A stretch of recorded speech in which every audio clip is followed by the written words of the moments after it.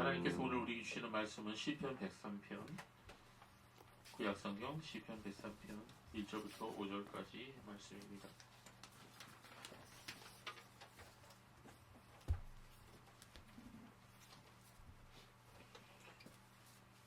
시편 103편 1절부터 5절까지 말씀, 우리 한 목소리로 읽도록 하겠습니다. 시작. 내 영혼아 여호와를 송축하라. 내 속에 있는 것들아 다 그의 거룩한 이름을 송축하라. 내 영혼아 여호와를 송축하며 그 모든 은택을 잊지 말자. 그가 내 모든 죄악을 사하시며 내 모든 병을 고치시며 내 생명을 파멸해서 성령하시고 인자와 긍휼로 관을 씌우시며 좋은 것으로 내 소원을 만족해 하사 내 청춘을 독수리같이 새롭게 하시는도다. 아멘. 네, 오늘 만군의 여호와 하나님의 위로하심이라는 제목으로 본문을 배경으로 우리 함께 말씀을 나누도록 하겠습니다. 자, 우리가 살아가고 있는 이 세상은 결코 쉬운 세상이 아닙니다. 어딜 가나 죄가 있고 슬픔이 또 고난이 가득한 곳이 바로 우리가 살아가는 세상입니다. 자, 이 험하고 죄 많은 세상을 살아가면서 성도들은 날마다 크고 작은 어려움과 고난을 겪게 됩니다. 여러분들 지난 한 주간 동안 어려움이 있었죠? 그래서 청교도 목사님 존 버년은 성도의 삶을 뭐라고 했죠? 철로 역정이라고 표현했습니다. 그리고 그러한 제목으로 책을 저술하였던 것입니다. 여러분도 이 철로 역정을 읽어보셨을 것입니다. 만약에 읽어보지 못하신 분들은 꼭 읽어보시고, 또 읽어보셨더라도 또 1년에 한 번 정도 읽어보는 수 있는 그런 가치가 있는 책이라고 말할 수가 있습니다. 그러나 하나님께서는 이런 고난을 당하며 살아가는 성도들에게, 하나님을 사랑하고 주의 계명을 지키는 성도들에게 위로를 주십니다. 때로는 여러 가지 고난과 고통으로 인하여 힘들고 마음고생을 할 때도 있지만 하나님께서는 성도들을 지켜주시고 때때로 우리가 생각하지도 못했던 놀라운 일들을 통해서 하나님의 자녀들을 위로하시는 분이심을 우리는 알게 됩니다. 그것은 우리로 하여금 낙심하지 않게 하기 위함이고, 하나님께서 지금도 역사하고 계십니다. 또 우리를 향하신 그분의 말씀이 반드시 성취되리라는 확신을 우리에게 주시기 위함인 것입니다. 저는 오늘 하나님께서 지난 한 주간 동안 저에게 어떠한 위로해 주셨는지 말씀드리면서 여러분과 함께 하나님의 은혜를 나누고자 합니다. 지난 2017년 3월 10일 박근혜 대통령이 헌법재판소의 결정에 억울하게 탄핵이 되고 2017년 5월 10일 문제가 아주 많은 사람이 불법으로 대통령이 되었을 때 저는 마음이 너무나도 힘들고, 한편으로는 교회 앞날이 걱정되고, 또 한편으로는 우리 아이들의 앞날이 걱정이 되어서 두렵기도 했습니다. 하루는 영종도에서 바닷가를 바라보면서 이런저런 걱정과 근심 속에 있었습니다. 그런데 그럴 때 제 마음속에 떠오르는 말씀은 바로 이러한 말씀이었습니다. 바로 이사야 6장 3절 말씀과 요한계시록 19장 5절 6절 말씀인데요. 이 두 말씀을 함께 읽어보기 바랍니다. 먼저 이사야 6장 3절을 같이 읽어볼까요? 시작. 서로 불러 이르되 거룩하다 거룩하다 거룩하다 만군의 여호와여, 그의 영광이 온 땅에 충만하더라. 요한계시록 19장 5절 6절도 읽어보겠습니다. 시작.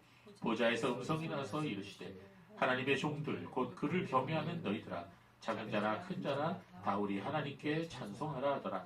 또 내가 들으니 허다한 무리의 음성과도 같고 많은 물소리와도 같고 큰 우레소리와도 같은 소리로 이르되 할렐루야, 주 우리 하나님 곧 전능하시니가 통치하시도다. 아멘. 이 두 구절에서 저희 눈에 들어와 특히 저희 눈에 들어온 말씀은 바로 만군의 여호와라고 하는 표현, 그리고 두 번째 주 우리 하나님 곧 전능하시니가 통치하시도다. 이 두 표현을 합쳐보면 만군의 여호와 주 우리 하나님 곧 전능하시니가 통치하시도다 라고 하는 선언입니다. 자, 이 말씀이 바로 제 마음속에 떠올랐어요. 그리고 이 말씀은 바로 암울한 미래를 바라보지 않고 오직 하나님을 바라볼 수 있는 그런 영혼의 닭과 같은 그런 능력의 말씀으로 그 시간 저를 붙들어 주었습니다. 제 아무리 악인들이 세상 권세를 장악했다 하더라도 두려워하지 마라. 만군의 여호와 전능하신 하나님께서 다스리신다. 네, 이런 믿음의 확신을 얻을 수가 있었습니다. 그렇습니다. 세상이 점점 흉악해지고 악인들이 권력을 잡고 횡포를 부린다 해도 전능하신 하나님께서 다스리고 계시다는 것입니다. 성도는 그 어떠한 환경 가운데서도 이 말씀을 잊어서는 아니 되는 것입니다. 그 후에 제21대 국회의원 선거가 2020년 4월 15일에 실시되었어요. 그나마 기대했던 대한민국의 국회의원 선거가 이 부정선거의 증거가 차고 넘치는 가운데 민주당의 압승으로 결판이 났을 때 또 한 번 저의 마음이 무너졌어요. 너무나도 낙심이 되었습니다. 그때도 다시 한번 저의 마음을 붙잡아주고 위로와 소망을 주신 말씀이 바로 방금 우리가 함께 읽었던 이사야 6장과 요한계시록 19장 본문 말씀이었습니다. 2020년부터 시작된 코로나 사태로 말미암아 여러 가지 이것을 빌미로 문재인 정권은 2022년 4월까지 전체 국민들의 건강과 자유를 위협했습니다. 무엇보다도 대한민국의 기독교를 여러 가지 빌미를 들어 핍박하였습니다. 이 기간에 수많은 작은 교회들이 문을 닫았습니다. 그리고 그보다 더 많은 수의 사람들이 교회를 떠났습니다. 그 중에는 아직도 교회로 돌아오지 않고 있는 사람들이 꽤 많이 있습니다.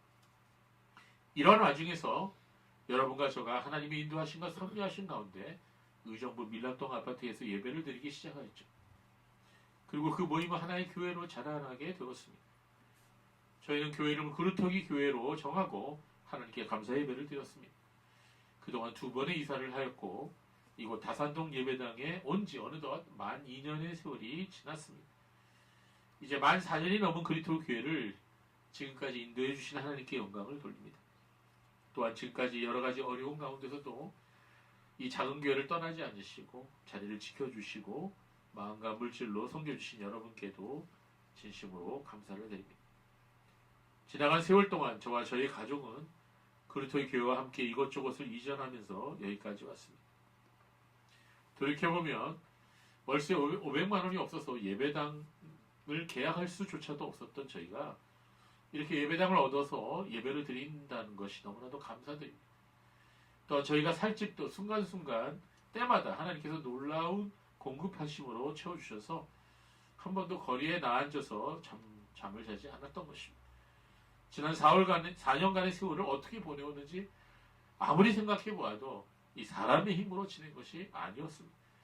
때마다 하나님께서는 아주 구체적으로 제게 기도 제목을 주셨고 그리고 기도하게 하셨어요. 그리고 그럴 때마다 너무나도 정확하게 하나님의 공급하심이 있었습니다. 그리고 그것을 바라보는 저와 저의 가족이 하나님의 크신 은혜를 인하여 찬양드리지 않을 수가 없었던 것입니다. 또한 저는 2024년이 되어서 올 한 해 동안 몇 가지 기도 제목이 있었습니다. 그래서 그 기도 제목을 위해서 날마다 기도해 왔습니다. 그 중에 어떤 기도 제목은 3, 4년 동안 계속 기도해 왔던 그런 제목이었습니다. 그런데 지난 주간에 그 기도 제목 중에 3가지를 하나님께서 응답해 주셨습니다. 너무나 감사해서 하나님께 영광과 찬송을 올려드립니다. 하나님을 믿는 우리들은 언제나 어디서나 하나님을 향하여 예배와 경배와 찬송을 올려드려야 마땅하겠지만 지난 주간처럼 하나님께서 오랫동안 기도해왔던 이 기도 제목에 대해서 응답해 주실 때는 다른 때보다 더욱 깊은 감사와 찬송을 올려드리게 되는 것입니다. 그리고 동시에 이런 생각을 합니다. 하나님께서 이렇게 위로하시는구나. 전능하신 만군의 여호와 하나님께서 이리도 연약하고 부족한 사람을 생각하고 계시는구나. 자, 이런 생각이 들더라고요. 또한 그와 함께 시편 103편의 말씀이 떠올랐습니다.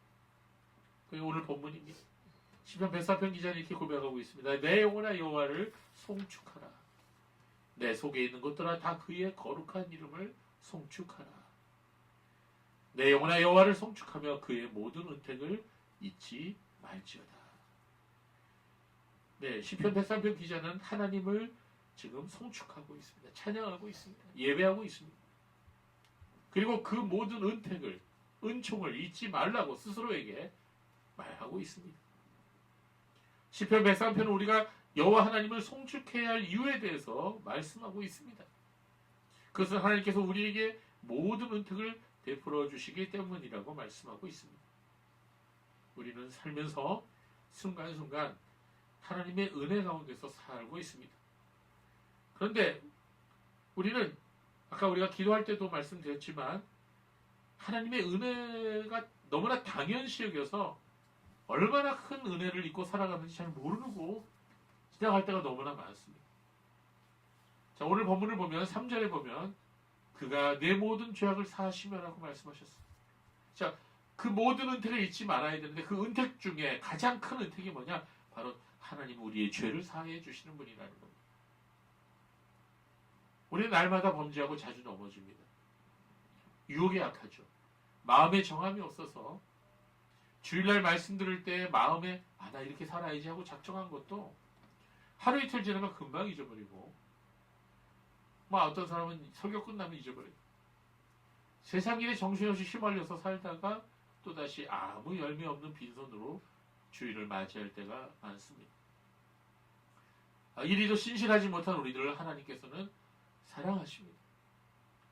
하나님 날마다 우리 죄를 사하십니다. 우리의 허물과 실수, 어리석음을 용납하여 주시고 예수님의 보혈의 분노로 우리의 모든 죄를 씻어 주시는 것입니다. 시편 68편 19절 말씀 우리 볼까요? 우리 한번 읽어보겠습니다. 시작. 날마다 우리 짐을 지시는 주 곧 우리의 구원이신 하나님을 찬송할지로다. 아멘. 자, 하나님은 날마다 우리의 무거운 짐을 대신 져주신다. 이렇게 말씀하셨습니다. 우리 인생을 살아가면서 우리가 무거운 짐들이 있습니다. 어떤 때는 참 내가 견디기 힘든 그런 일들이 우리의 어깨를 짓누르고 우리의 마음을 짓누르죠. 그런데 그러한 무거운 짐들 중에 가장 무거운 것이 뭐예요? 바로 죄의 짐입니다. 하나님께서 우리의 이 죄의 짐을 사해 주시고 우리를 모든 불의로부터 깨끗하게 하여 주시는 것입니다. 요한일서 1장 9절에 말씀하시기를 만일 우리가 우리 죄를 자백하면 그는 미쁘시고 의로우사 우리 죄를 사하시며 우리를 모든 불의에서 깨끗하게 하실 것이요. 자, 바로 이것 때문에 예수님 돌아가신 거예요. 이것 때문에 예수님이 십자가에서 피 흘리신 거죠. 이것 때문에 예수님이 십자가에서 죽으시고 부활하신 것입니다. 예수님이 그 십자가에서 흘리신 그 보혈의 피가 우리가 날마다 넘어져서 범죄하는 모든 죄로부터 우리를 깨끗하게 해주신다. 그뿐만 아니라 하나님 우리가 짊어지고 있는 여러 가지 인생의 무거운 짐을 또한 대신 져주십니다. 하나님 우리의 어깨에서 무거운 짐을 벗겨주시는 분이고 우리의 피곤한 손과 연약한 무릎을 강하게 해주시고 쉬게 해주시는 분입니다. 시편 81편 6절에 말씀하시기를 이르시되 내가 그의 어깨에서 짐을 벗기고 그의 손에서 광주리를 놓게 하였도다. 하나님 우리를 쉬게 해주시는 분이시다. 하나님 우리를 위로해 주시는 분이시다. 또 하나님께서 우리 모든 죄악을 사하실 뿐 아니라 우리의 모든 질병을 고치신다 하셨습니다. 오늘 본문 시편 103편 3절에 보면 그가 내 모든 죄악을 사하시며 내 모든 병을 고치신다 라고 말씀합니다. 여러분 이 병이라고 하는 것은 때로 하나님의 뜻 가운데서 이 병이 오래 지속될 때도 있습니다. 또 어떤 경우는 하나님께서 우리의 생명을 거두려고 병을 허락하실 때가 있어요. 그때는 우리는 하나님 앞에 불려가는 것이죠. 그러나 우리의 생명의 마지막 순간이 오기 전에는 우리는 날마다 하나님의 치유의 손길을 경험하면서 살아가는 것입니다. 내가 알던 알지 못하던 하나님 우리를 지금도 치료하고 계시는 거예요. 우리도 모르는 사이에 우리가 잠을 자는 동안 우리 몸에 자라가고 있는 각종 암세포들과 바이러스와 병균들을 막아주시고 제거해 주십니다. 상처를 싸매어 주시고 치료해 주십니다. 성도 여러분 이것을 분명히 아시기 바랍니다. 하나님께서 치료해 주시지 않으시면요. 우리가 아무리 유명한 명의를 찾아가서 치료를 받아도 아무리 좋은 약과 좋은 음식을 먹어도 결코 우리가 병으로부터 치료를 받을 수 없다는 것입니다. 그럼 우리는 병원에서 치료를 받으면서 하나님 앞에 기도해야 돼요. 출애굽기 15장 26절에 보면 하나님께서 이렇게 말씀하십니다. 나는 너희를 치료하는 여호와임이니라. 자, 출애굽기 15장 26절 우리 같이 읽어볼까요? 귀한 말씀이기 때문에 한번 읽어봅시다. 시작. 이르시되 너희가 너희 하나님 나 여호와의 말을 들어 순종하고 내가 보기에 의를 행하며 내 계명에 귀를 기울이며 내 모든 규례를 지키면 내가 애굽 사람에게 내린 모든 질병 중 하나도 너희에게 내리지 아니하리니 나는 너희를 치료하는 여호와임이니라. 아멘. 네, 하나님께서 우리에게 질병을 허락하실 때는 다 이유가 있어요. 그 중에 가장 큰 이유 중에 하나가 뭐냐? 우리를 거룩하게 하시고 우리를 죄로부터 떠나도록 하시는 그런 역할을 하나님은 질병을 통해서 하시는 것입니다. 하나님께서는 이스라엘 백성들에게 이렇게 말씀하십니다. 나는 너희를 치료하는 여호와임이니라. 그것은 지금도 마찬가지예요. 하나님 우리를 치료하시는 하나님이십니다. 또한 하나님께서는 언제나 우리에게 인자와 긍휼을 베푸시고 우리를 모든 위험으로부터 환난으로부터 건져주시고 구원해 주시는 하나님이십니다. 시편 103편 4절 말씀을 볼까요? 내 생명을 파멸해서 속량하시고 인자와 긍휼로 관을 씌우시며. 하나님께서는 우리의 삶 속에 우리를 날마다 위험에서 건지시고 또 우리에게 인자와 긍휼로 관을 씌워주신다. 관을 씌워주신다는 게 뭡니까? 바로 우리를 높여주신다는 거죠. 우리를 높은 바위에 올려서 안전하게 지켜주신다는 거죠. 그것은 하나님의 인자와 긍휼 때문입니다. 이것을 우리에게 계속해서 베풀어 주신다는 것이죠. 지난 한 주간 동안 우리는 미국에서 치러진 대선을 보았습니다. 여러분도 알고 계시는 것처럼 저는 이번 미국 대선 과정에서 전능하신 하나님의 손길을 목격하였습니다. 여러분도 보셨을 것입니다. 국내 주요 신문은요, 예를 들어서 조중동, 조선일보, 중앙일보, 동아일보를 비롯해서 유명한 모든 신문들은 미국 트럼프 대통령을 미치광이 독재자, 장사꾼, 호색한이라고 비난해왔어요. 그 비난의 정도가 도를 넘습니다. 그동안 우리나라 언론들이 트럼프 대통령을 그토록 비난하는 것은 미국 주류 언론을 그대로 따라 기사를 내었기 때문입니다. 여러분, 미국 주류 언론이란 전통적으로 정치, 사회, 경제에 막강한 영향력을 발휘했던 그런 매체들을 말합니다. 예를 들어 뉴욕타임스, 그리고 워싱턴 포스트, CNN, ABC, CBS, 여러분 많이 들어봤죠? 자, 이러한 방송사와 신문들을 주류 언론이라고 말합니다. 자, 이러한 신문 방송 매체들이 그동안 이 트럼프를 악마화해서 기사를 보도해 왔습니다. 저도 처음에는요, 이 트럼프를 좋게 보지 않았어요. 그래서 트럼프가 대통령이 됐을 때 굉장히 저도 걱정을 했습니다. 그러나 트럼프가 하는 연설을 유심히 듣고 그가 그동안 어떤 행동을 해왔는지를 보면서 그를 바라보는 저의 시각이 바뀌게 되었습니다.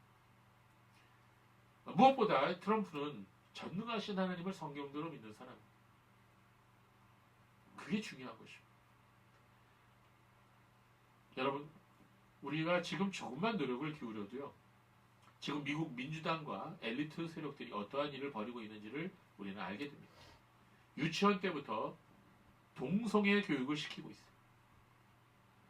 얼마나 강하게 시키는지 기가 따갑게 동성애 교육을 시키고 있습니다. 그리고 어린아이들에게 성전환 수술을 강요하고 있습니다. 그리고 이를 반대하는 부모를 고소해서 양육권을 빼앗는 그런 지경에 이르렀습니다. 실제로 이와 같은 주들이 지금 많아지고 있어요, 미국에. 끔찍하지 않습니까?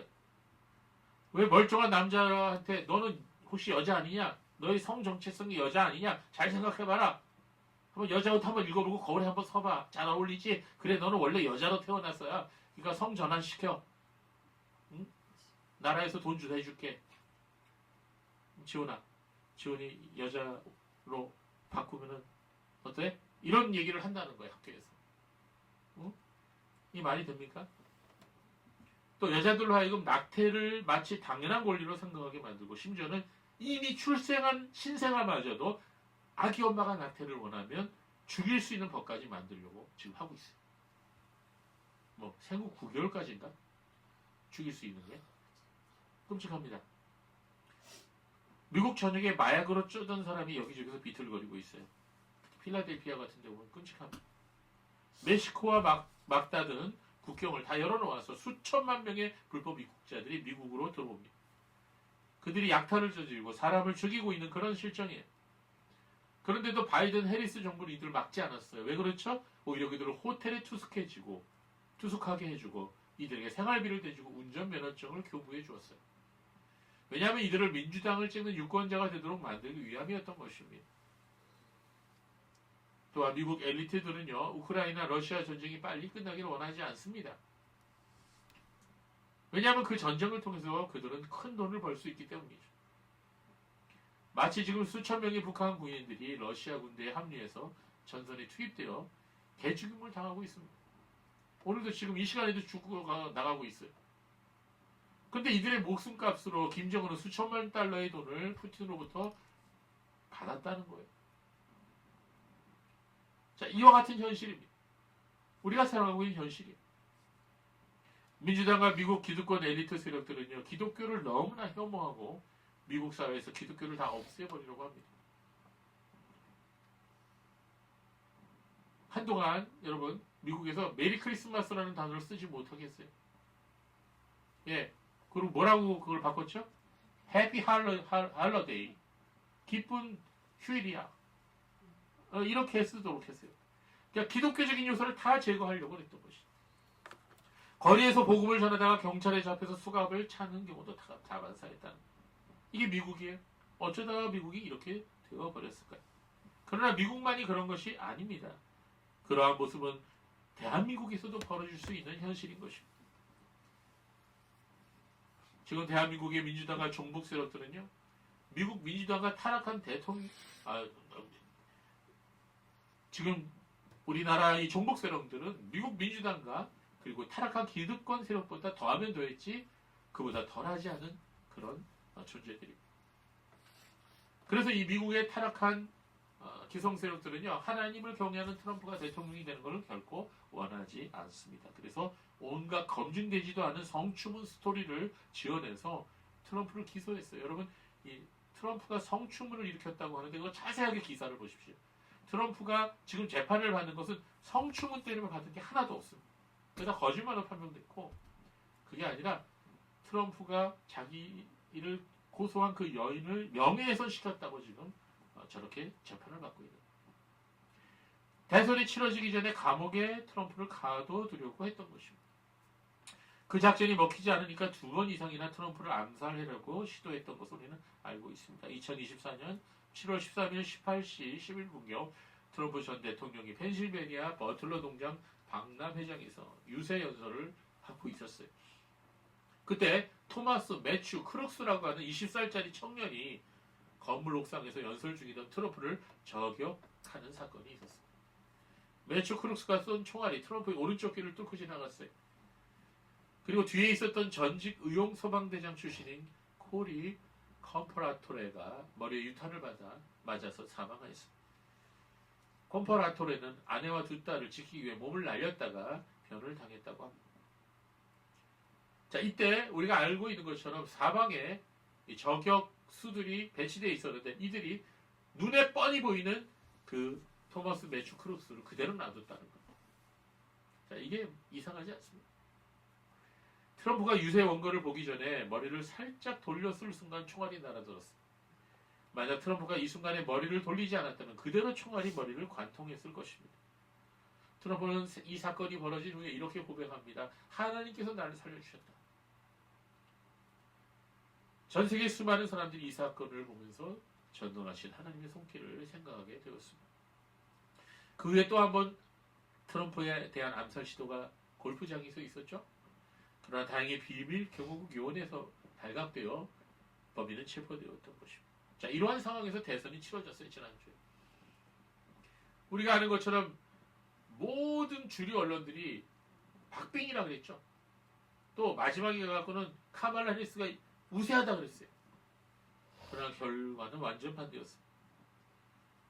트럼프 대통령이 당선이 되었어요. 압승을 했습니다.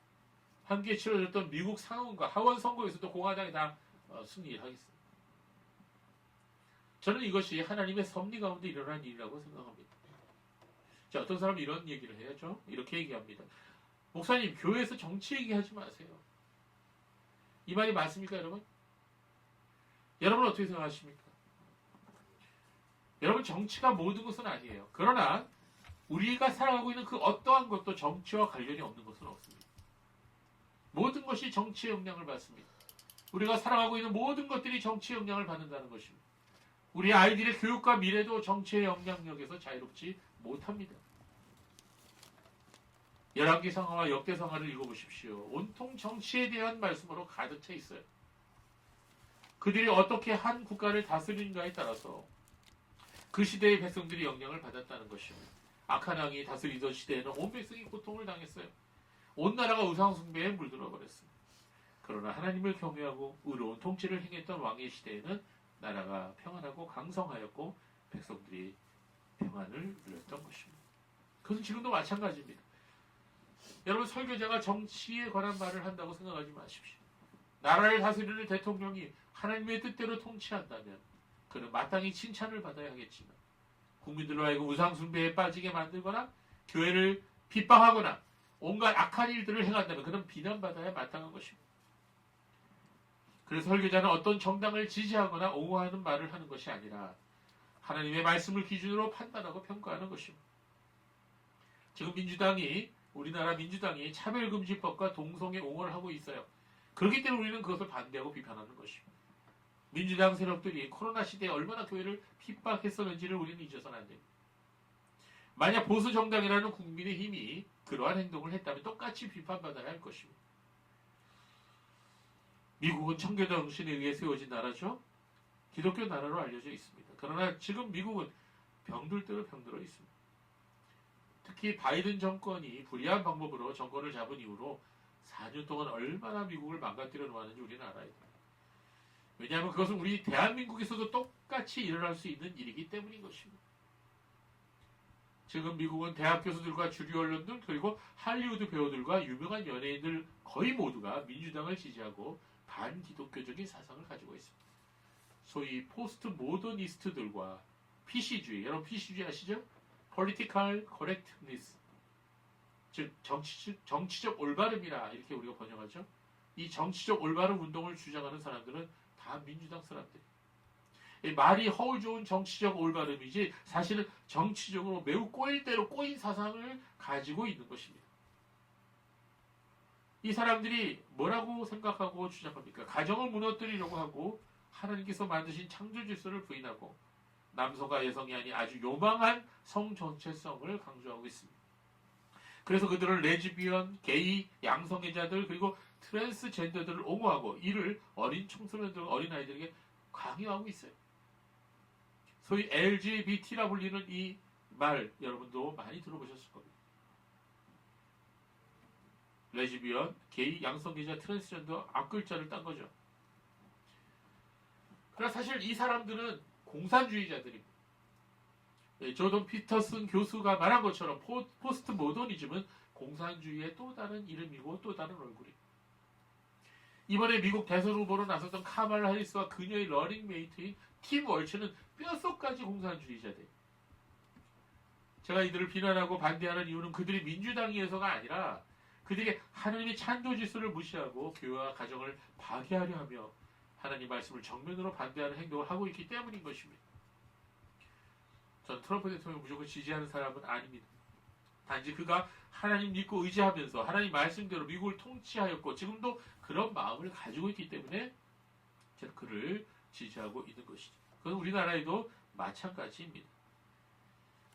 여러분도 보셨겠지만 국정감사 한번 보셨어요? 조금이라도 보신 적 있습니까? 네. 그것을 우리가 뭘 알 수 있습니까? 수많은 대화들이 오고 가면서 우리가 알 수 있는 것은 민주당 의원들이 얼마나 반기독교적이며 반성경적이며 자유민주주의를 반대하고 친북, 종북의 입장을 견지하고 있다는 것을 우리는 똑똑히 보았습니다. 저들은 권력을 자신들의 재산을 불리는 데 이용하고 있고 자신들의 이름을 어떻게 해서 한 번이라도 사람들에게 알리는데 국정감사를 이용하고 있어요.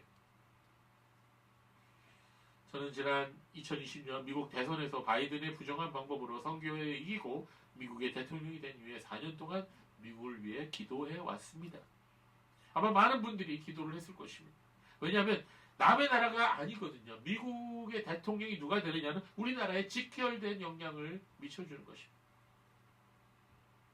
아마 카말라 해리스가 지난 주에 대통령이 당선됐으면 미국에서 끔찍한 일이 발생했을 수도 있고 중국이 대만을 침공했을 수도 있고 저 북해가 우리나라를 침략해 내려올 수도 있었을 수 있습니다.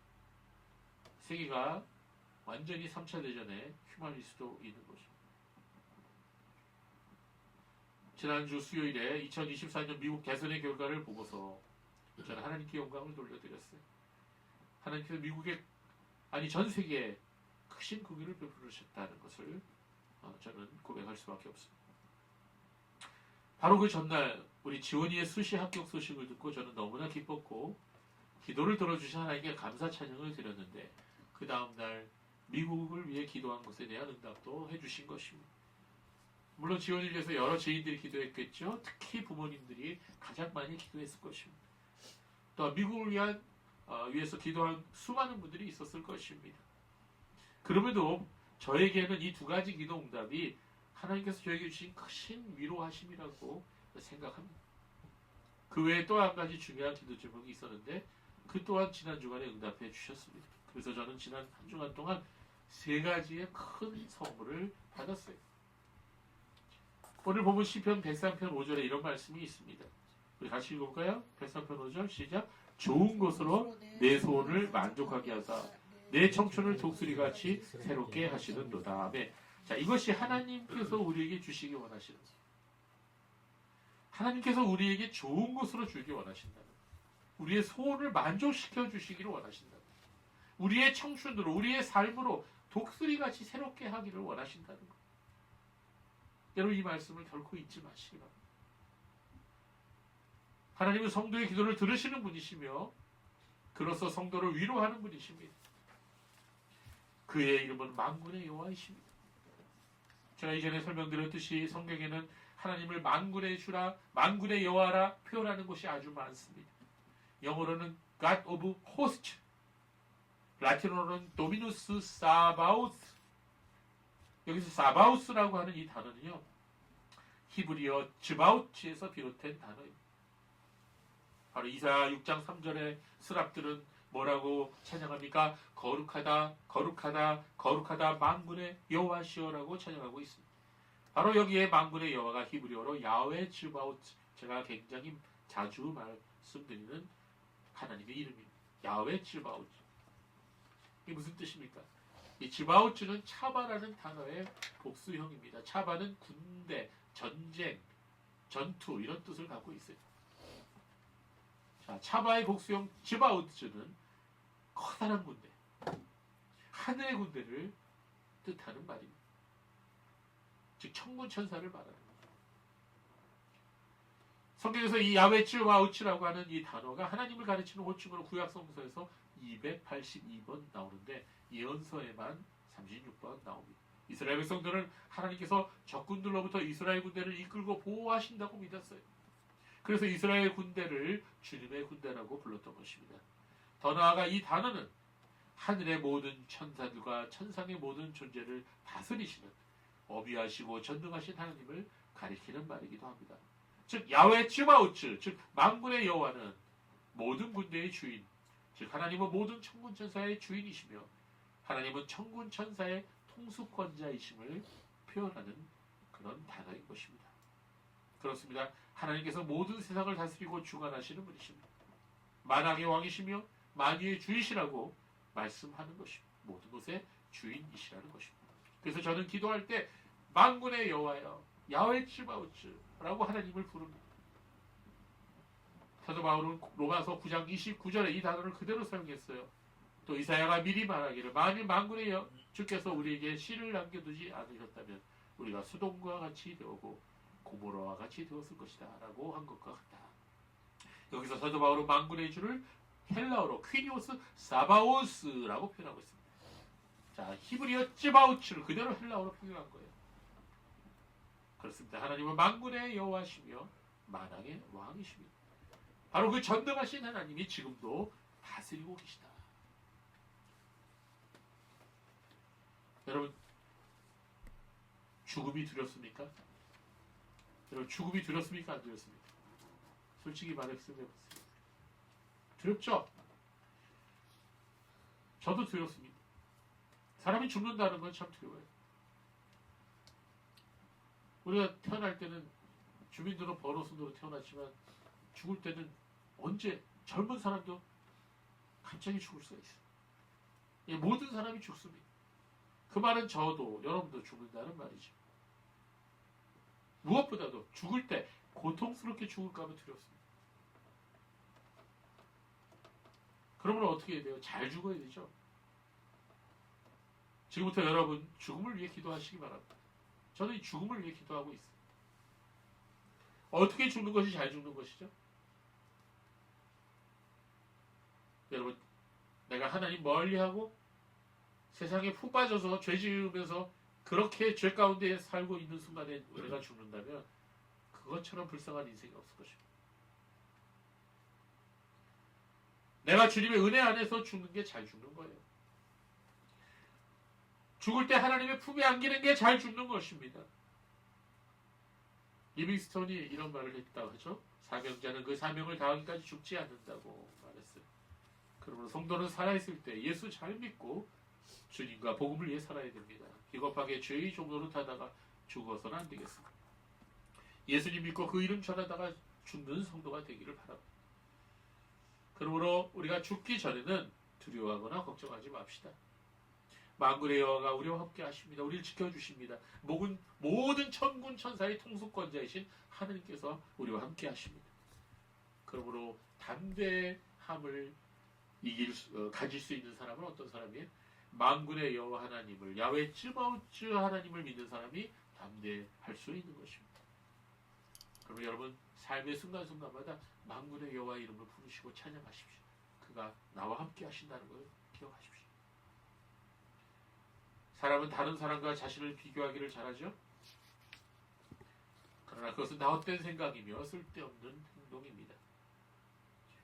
다른 사람의 환경과 다른 사람이 가진 것을 나 자신의 것과 비교하지 말아야 됩니다. 내게 맞는 옷이 있습니다. 하나님께서 내게 맞는 인생을 허락하신 것이죠. 다윗은 골리앗 앞에서 사울왕이 내준 갑옷과 무기를 사용하고 물맷돌 하나로 골리앗을 물리쳤습니다. 만군의 여호와 하나님의 이름으로 나아갔습니다. 내가 지금 가지고 있는 것이 빈약해 보이고 부족해 보이더라도 그것이 나에게 맞는 것이고 하나님께서 나에게 허락해 주시는 것입니다. 중요한 것은 내가 어떠한 시대를 살아가고 있든지 내 형편이 지금 어떠하든지 성도는 자신의 삶 속에서 주의 뜻이 이루어지이다라고 기도해야 합니다. 내 삶 가운데 주의 뜻이 이루어지고 내 삶을 통해서 하나님께서 영광 받으시기를 소망해야 합니다. 그럴 때 하나님께서 나머지 모든 것을 책임져 주시는 것입니다. 너희는 먼저 그의 나라와 그 의를 구하라. 그리하면 이 모든 것을 너에게 더해 주실 것이다. 우리가 청교도 목사님들의 생애를 살펴보면 결코 그들의 삶이 오늘날 우리가 살아가는 환경보다 못하면 못했지 결코 좋은 환경이 아니었음을 알 수가 있습니다. 그것은 예수님의 삶도 그랬고 사도 바울도 그랬습니다. 초대교회 성도들은 300년 동안 카타콤이라고 하는 지하 무덤 속에 살면서 믿음을 지켰어요. 어떤 성도들은 일생을 지하 무덤에서 시작해서 지하 무덤에서 끝났던 것입니다. 청교도 목사님들이 살았던 시대는 역사적으로 격변의 시대였어요. 통치자에 따라 어떤 왕은 우호적이었고 어떤 왕은 적대적이었습니다. 악한 왕이 다스릴 때에는 목회지에서 다 쫓아냈습니다. 옥에 투옥되거나 순교한 목회자와 성도들도 많았습니다. 그런 와중에 전염병이 창궐해서 많은 사람들이 또한 죽었습니다. 존 오웨 목사님 아시죠, 여러분? 그분의 아내 이름이 메리 루크예요. 존 오웨 목사님은 메리 루크와 결혼해서 스라이버드 11명의 자녀를 두었습니다. 그런데 딸아이 하나만 성인이 될 때까지 살아남았고 나머지 모두 다 죽었어요. 일찍 어릴 때. 그래서 존 오웨 목사님은 항상 죽음을 옆에 두고 살았어요. 여러분, 한 명의 아이가 죽어도 너무 큰 충격인데 10명의 자녀가 다 죽었어요. 그나마 살아남은 딸도 결혼을 한 이후에 이혼합니다. 그리고 친정에 돌아와서 산 지 얼마 안 돼요. 폐결핵으로 사망했어요. 이게 존 오웬의 생애예요. 그럼에도 불구하고 그는 청교도의 황태자라는 별명이 있는 것처럼 너무나 위대한 삶을 살았고 하나님을 믿고 수많은 엄청난 저작들을 남겨서 지금까지도 수많은 성도들에게 큰 교훈을 주고 위로를 주고 있습니다. 이러한 청교도 목사님들의 책이 지금도 수많은 성도들에게 도전을 주고 큰 은혜를 끼치는 이유가 무엇일까요? 그들은 삶의 고난 속에서 피어난 신앙의 꽃이 향기를 발했기 때문인 것입니다.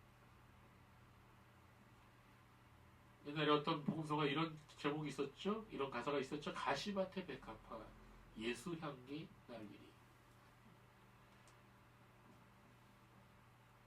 그렇습니다. 우리 성도들은 진정한 신앙인은 고난 속에서도 예수의 향기를 세상에 풍길 수 있다는 것입니다.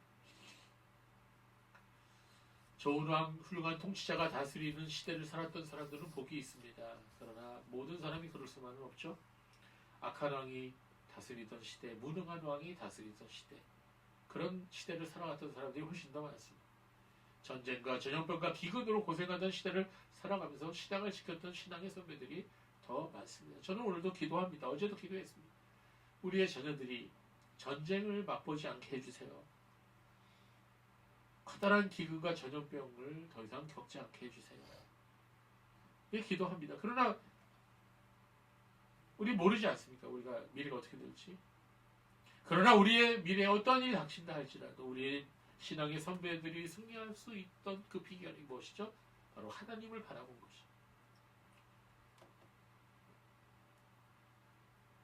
우리는 우리 앞에 어떠한 일이 벌어질지 알지 못합니다.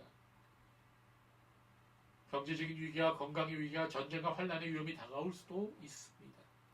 개인적으로 어떤 일들이 기다리고 있을지 우리는 알지 못합니다. 우리의 자녀들이 속 안 썩이고 잘 자라줄지, 좋은 짝을 만나서 행복하게 살아줄지, 마지막으로 믿음을 지키고 승리하는 신앙 생활을 할지 우리는 알지 못합니다. 그러나 우리의 소망은 오직 예수 그리스도에게 있습니다. 그렇기 때문에 이런 소망이신 주님을 바라보고 기도해야 되는 것입니다. 우리는 어떠한 환경에서도 이것을 잊지 말아야 됩니다. 전능하신 하나님이 지금도 다스리고 계시다.